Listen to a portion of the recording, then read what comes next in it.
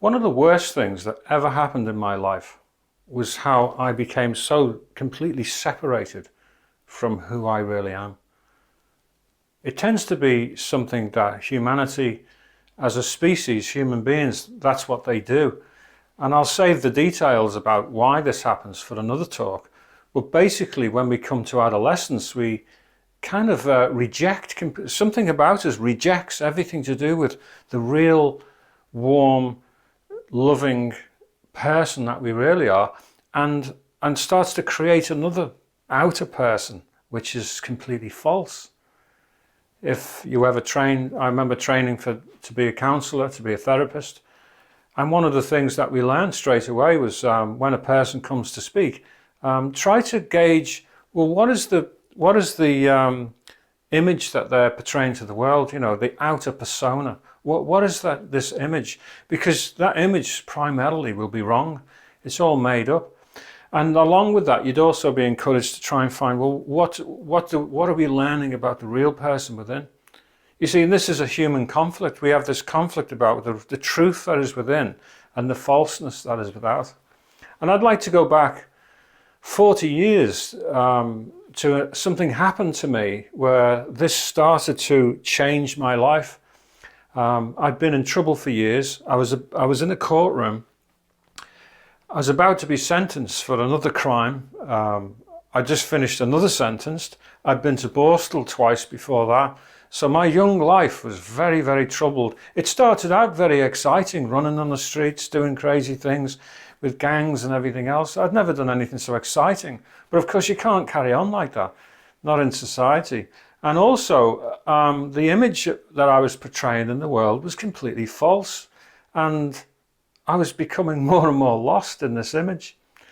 So after all the years of trouble, and like I say, never out of trouble really for a long time, I'm in a courtroom, I'm almost 21 years old, and the officials, my lawyer and the social workers and the probation service and everybody else, were reading reports about me. I'd pleaded guilty, I'd beaten somebody up, and so they were reading about me, and I just felt like removed from the whole process. I was tired of the failure of life. I was tired of getting locked up again. I knew I was going to face more and more endless time and locked up in a cell, and I couldn't face it, to be honest. I had enough.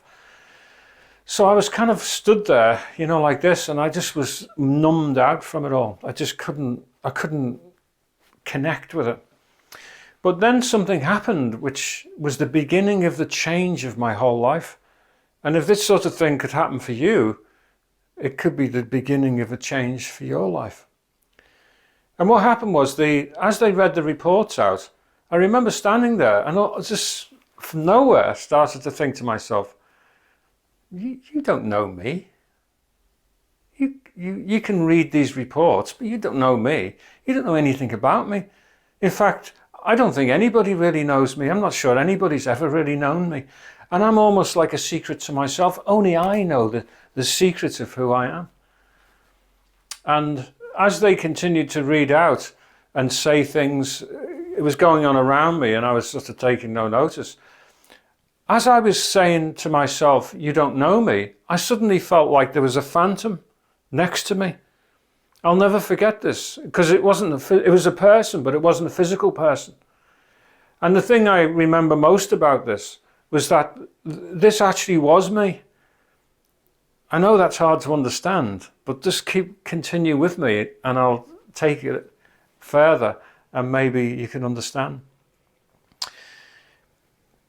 But at that age, there were not many things I really knew. I wasn't an expert in anything. But one thing I knew that day in that courtroom was that this phantom was definitely who I was. And I could see the nature of who I really was. I could feel the goodness of who I really was.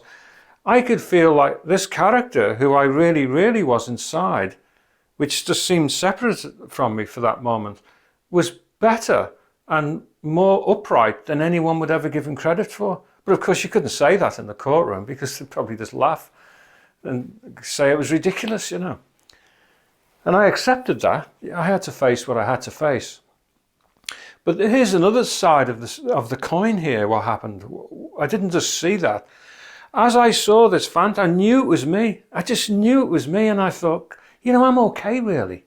I'm really all right, and you know, there's nothing wrong with me. If someone just gave me a chance, you know. So what happened next was I started to look from the phantom toward the character that I'd created, the one that they were describing. And it was a very, very strange thing, because I could see the roots of all my personality. I could see how false it was. I could see where every little part had, I remember thinking it was like plates, like a mosaic of plates upon me, which covered the reality inside. And what it was things like, you know, this is the sort of music you best like, because that's kind of trendy, and this is the clothes you got to wear, and this is the way you walk, this is the way you talk, and this is the way you look at people, this is the way you deal with prison, this is the way you deal with life on the streets. Nothing was done naturally, everything was unnatural, everything was a contrived act, really, because it's very difficult to say that about yourself, isn't it? It's very difficult to pull apart something you've created. But I could see that I'd done that for years and years, intricately created this outer shell. And on that day, in that moment, I could tell that every single thing about me on the outer man was false. And what I began to realize later on, and this may be your experience too, and I hope it is, you only need to have a look from your true self at that which is false. You only need to start to see that. And the true self starts to grow, and it starts to shatter the false side of you. One of the things you cannot do in life is just pick a fight with that which you begin to realize is false. It's no good doing that. One of the things you have to do is, I mean, for instance, as you're listening to me now, maybe you're a person who secretly knows a secret life about themselves, and it's never been really recognized. It's never had a chance to be, never had a chance to be expressed. And you know that. And from that, you can see that which is not real. You can see that which is false. You can see that which is just not a fair representation of who you are. And that gap there is what you're looking for.